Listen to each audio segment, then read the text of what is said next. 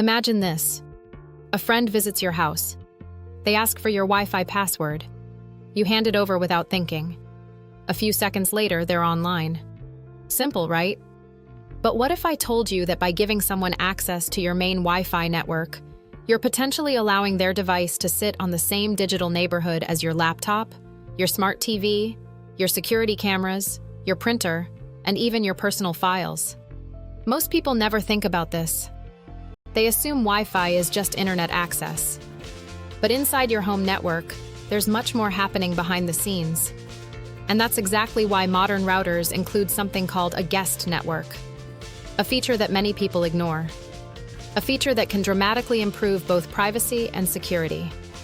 Today, we're going to break down exactly what a guest network is, how it works, why it matters, and when you should use it. By the end of this video, you'll know whether you've been sharing your Wi-Fi the wrong way all along. Let's get started.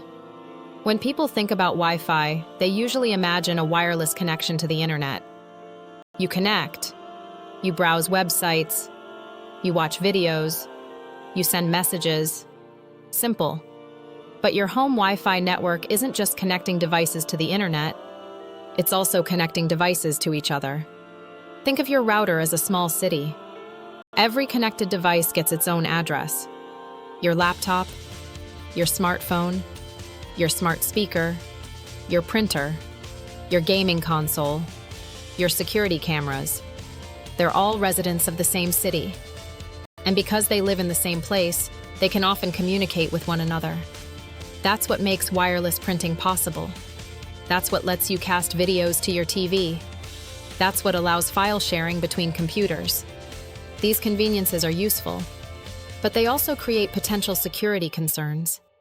Because when you allow someone onto your primary network, you're not always just giving them internet access. You're potentially allowing them into the same digital neighborhood. And that's where guest networks come in. What is a guest network? A guest network is a separate Wi-Fi network created by your router. It usually appears as a second Wi-Fi name alongside your main network. For example, your primary network might be called Home Wi-Fi, and your guest network could be Home Wi-Fi Guest. At first glance, they look similar, but behind the scenes, they're very different. When someone joins the guest network, they can access the internet. But they typically cannot access devices connected to your primary network. That means they can browse websites, watch YouTube, stream movies, use social media, check email. But they usually can't interact with your personal devices. Your laptop stays isolated. Your smart home devices stay isolated. Your printer stays isolated. Your network storage stays isolated. It's like giving visitors access to the front yard while keeping the doors to your house locked. And that's exactly the point. Now let's pull back the curtain a little. Don't worry, we'll keep this simple. Inside your router, software rules control where network traffic is allowed to travel. When a guest network is enabled, the router creates a separate section for guest devices. Network engineers often call this a separate subnet or VLAN. You don't need to memorize those terms. What's important is understanding the concept. Imagine an office building. Employees have access to all the work areas. Visitors can enter the lobby, but they can't walk into every room. The router does something similar. Guest devices are placed in their own area. The router allows them to reach the internet, but blocks most attempts to reach devices on your primary network. So even though both groups are using the same internet connection, they remain separated. And all of this happens automatically. Most users never even notice it. Years ago, the average home had a few devices, maybe a desktop computer, a laptop, and a smartphone. Today, many homes contain dozens of internet-connected devices, smart TVs, streaming boxes, video doorbells, security cameras, smart plugs, voice assistants, baby monitors, thermostats, game consoles, and more. Every new device increases the size of your digital environment. The larger that environment becomes, the more valuable isolation becomes. A guest network helps reduce unnecessary exposure. Even if your visitors are trustworthy, their devices may not be. A phone can contain outdated software. A laptop could unknowingly have malware. An infected device connected directly to your primary network creates risks that many people never consider. Guest networks add an extra layer of separation. And in cybersecurity, layers matter. No single security measure is perfect, but multiple protective layers significantly improve safety. Here's where many people accidentally create problems. They enable a guest network, then leave it completely open. No password, no protection. Anyone nearby can connect. That might seem convenient. After all, guests don't need to ask for credentials. But it's a terrible idea. An open network can attract strangers. People parked outside, neighbors, passers-by, anyone within signal range. And once they're connected, they're using your internet connection. If someone abuses that connection, downloads illegal content, launches attacks, or engages in suspicious activity, that traffic originates from your network. At minimum, it can slow your internet. At worst, it can create serious headaches. Always protect your guest network with a password. Always.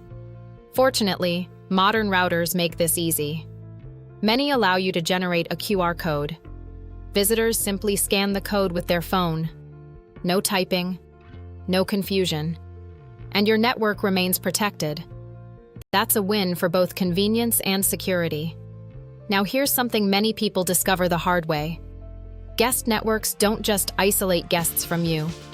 They often isolate guests from each other too. This feature is commonly called client isolation.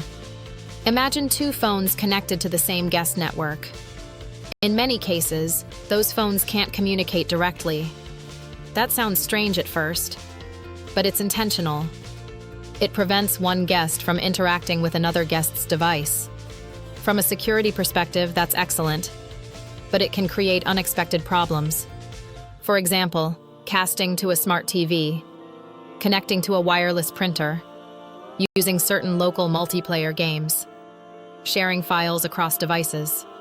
Some of these features rely on devices discovering each other across the network, and guest isolation blocks that communication. As a result, things that normally work on your main network may suddenly stop working. So who should actually use one? The answer is surprisingly simple. Almost everyone. If friends visit your house regularly, use it. If family members stop by often, use it. If you host gatherings, use it. If you rent rooms, absolutely use it. If you own smart home devices, use it. If you care about privacy, use it. Think of a guest network as digital common sense. You're not saying you don't trust people. You're simply separating systems that don't need direct access to one another. That's a basic security principle used by businesses, schools, hospitals, and large organizations worldwide. And now it's available in most home routers with just a few clicks.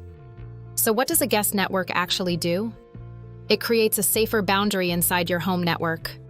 Guests still get internet access, but your personal devices remain better protected.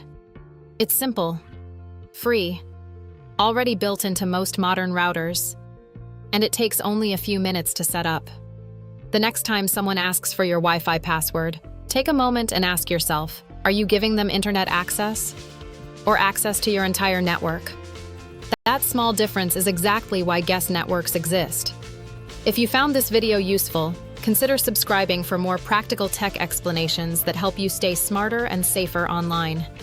Thanks for watching, and I'll see you in the next video.